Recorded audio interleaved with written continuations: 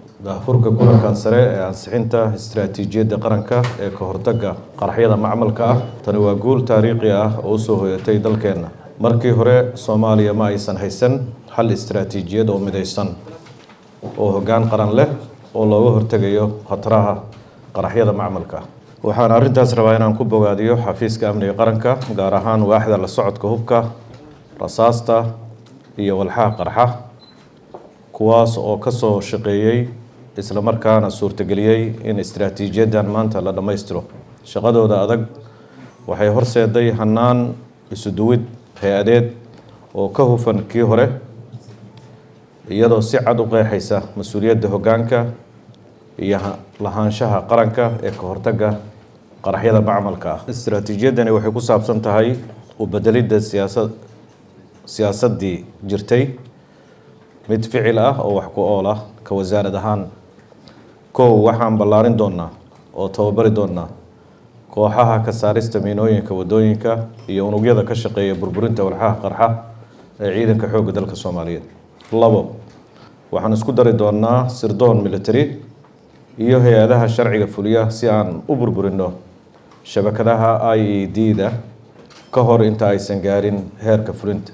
Iyo sidoo kale waxaan bixin doonaa jawaab celin howlgalka kadib, kaasoo aan la wadaagi doono xarunta qaranka ee isku duwidda la dagaalanka qaraxyada macmalka ah, taasoo la dhisi doono kadib ansixidda istiraatiijiyaddan si loo kordhiyo aqoonta iyo xirfadda ciidanka ku howlan.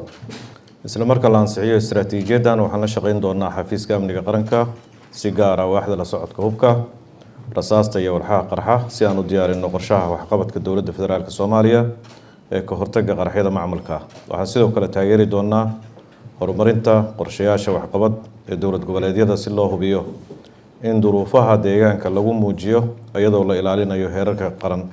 Waxaan rabnaa inaan xoogga saarno iskaashiga wasaaradda gaashaandhigga iyo hay'adaha kale sida wasaaradda amniga qaranka gudaha, oo ay hoos tagayaan hay'adaha NISA iyo booliiska Soomaaliyeed si loo xaqiijiyo isku xirnaan buuxda oo ka dhana khataraha qaraxyada. Waxaan kale oo si dhow ula shaqayn doonaa dowlad goboleedyada iyadoo la dhisayo tayada ciidamada loo asteeyay in ay ka hortagaan qaraxyada ee heer gobol, si aan u hubiyo in dadaalada qaran la waafajiyo xaaladaha gaarka ah ee maamul goboleed kasta.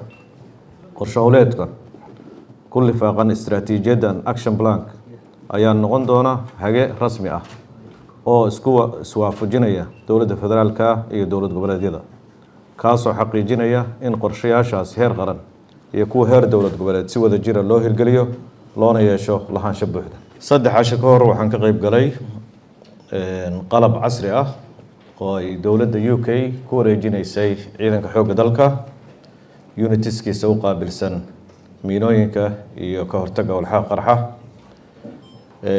Arrintaas iyo dhammaystirka istiraatiijiyaddan qaranka ee ka hortagga qaraxyada macmalka ah waa 2 tallaabo oo qiimo weyn u leh dalkeena. Qalabkaasna wuxuu kordhinayaa awoodaha iyo badbaadada howlgallada, halka istiraatiijiyadduna ay bixinayso hagitaan qaran oo midaysan.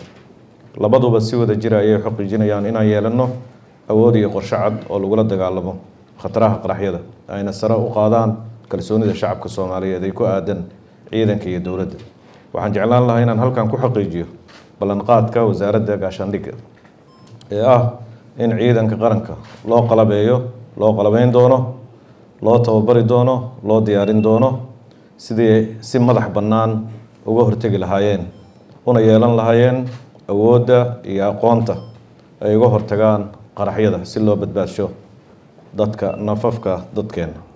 Waxaan halkan uga mahadcelinayaa dhammaan safiirada halkan jooga iyo wakiilada caalamiga ah ee ka soo qayb galay kulankan muhiimka ah. Joogitaankiina iyo taageeradiina joogtada ah waxay caddayn u tahay sida aan u wadaagno himilo midaysan oo ah inaan Soomaaliya ka dhigno dal nabdoon oo xasiloon, dadkiisuna ka madax bannaan yihiin cabsi. Waxaan si gaar ah u bogaadinayaa kaalintiina ku aadan dhismaha awoodaha ciidankeena iyo taageerada farsamo ee aadna siinaysaan, taasoo gacan ka geysan doonta in istiraatiijiyaddan qaran loo bedelo ficil wax ku ool ah oo natiijo muuqata keenta. Aad iyo aad baa u mahadsantiin.